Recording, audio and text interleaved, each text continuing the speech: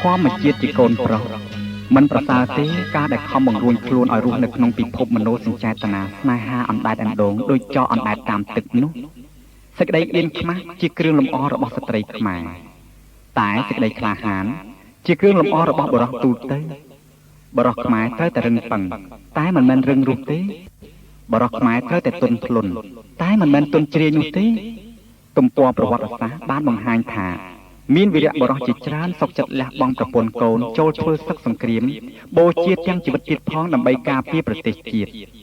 ដូច្នេះបើយើងបោះបង់កាតព្វកិច្ចជាកុលបុត្រព្រោះតែស្នេហាវិញនោះគឺជារឿងខុសឆ្គងធ្ងន់ណាស់និយាយយ៉ាងនេះមិនមែនបានន័យថាមិនឲ្យស្នេហាទេតែត្រូវលើកទៅពេលក្រោយហើយឈប់សិន